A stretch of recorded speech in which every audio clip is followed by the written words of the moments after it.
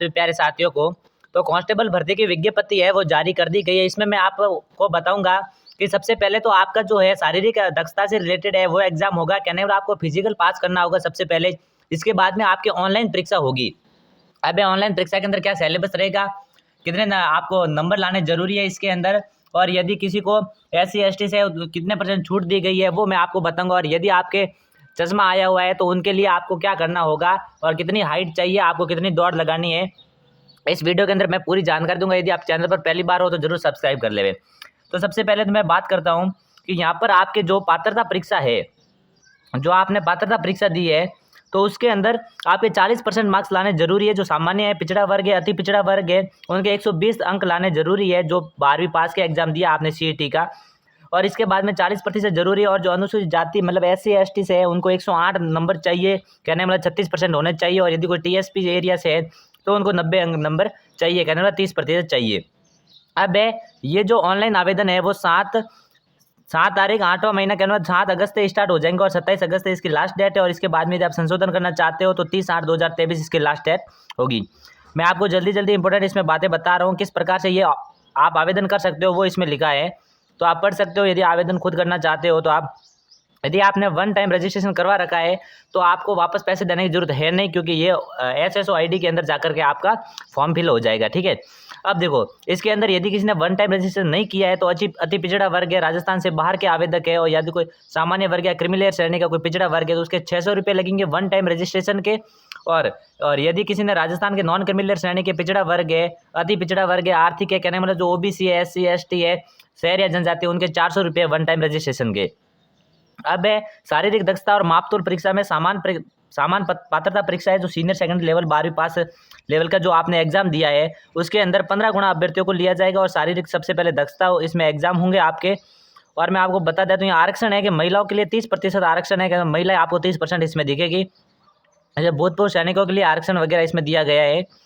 और मैं आपको इसमें इंपॉर्टेंट बातें बता देता हूँ कि देखो, इसमें यदि आप जिला पुलिस या इंटेलिजेंस के अंदर आप फॉर्म भरते हो, कहने का मतलब, तो आपके पास में क्या योग्यता होनी चाहिए, मान्यता प्राप्त स्कूल या शिक्षा बोर्ड से सीनियर सेकेंडरी या 12वीं कक्षा या समकक्ष परीक्षा उत्तीर्ण होनी चाहिए। आपके कहने में 12वीं आपके पास होने चाहिए।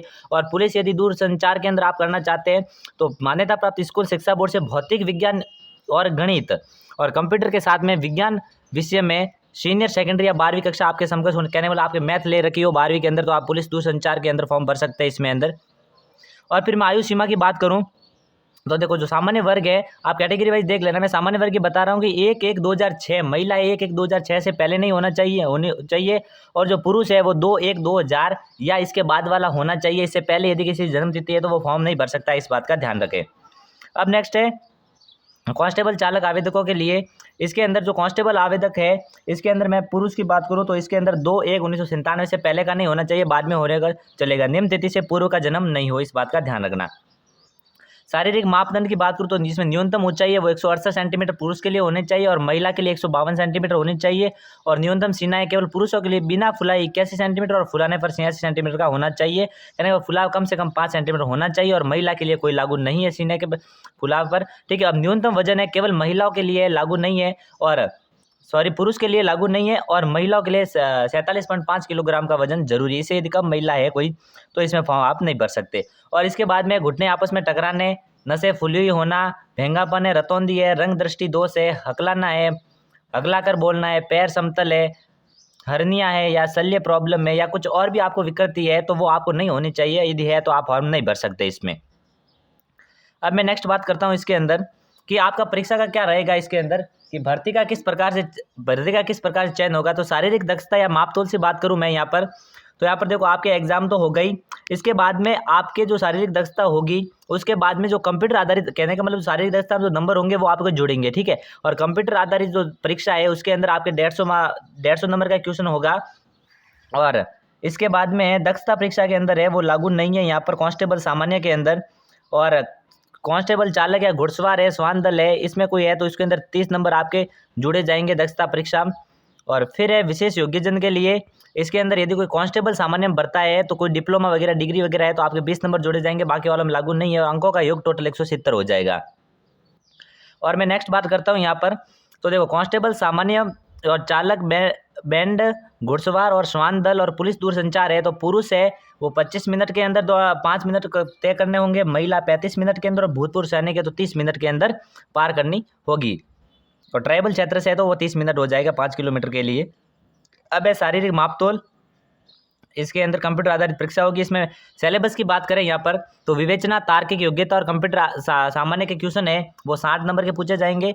और सामान्य ज्ञान है, विज्ञान है, ठीक है, सामाजिक विज्ञान है और समसामयिक जो करंट के है, महिला और बच्चों के अधिकारों से रिलेटेड है, सरकारी योजनाएं वगैरह है राजस्थान से रिलेटेड वो आपके 45 नंबर की पूछी जाएगी। और राजस्थान का इतिहास, कला, संस्कृति है, भूगोल है वो आपके 45 का पूछा जाएगा। टोटल 150 नंबर का आपके एग्जाम होगा और ये एग्जाम शारीरिक दक्षता होने के बाद ही एग्जाम होगा। तो इस प्रकार इसके बाद में यदि आपके पास में प्रमाण पत्र की श्रेणी है, कोई भी सी प्रमाण पत्र है, बी प्रमाण पत्र है तो उसके आपको अंक बताए गए हैं कि सी प्रमाण पत्र है तो 10 नंबर है, बी प्रमाण पत्र है तो 8 नंबर है, ए प्रमाण पत्र 6 नंबर है और होम गार्ड में निरंतर 3 वर्ष सेवा दे रहे तो 10 नंबर है, ये आप देख लो अलग से। और यदि आपके पास में कोई इसमें जो डिग्री लिखी हुई है ये कोई डिग्री है तो आपके नंबर इसमें ऐड हो जाएंगे। अब है बाकी वाली जो इंपॉर्टेंट सूचना है मैंने आपको बता दी। और यदि आप चैनल पर पहली बार हो तो जरूर लाइक और सब्सक्राइब कर लेवे। तब तक के लिए आप सभी को धन्यवाद।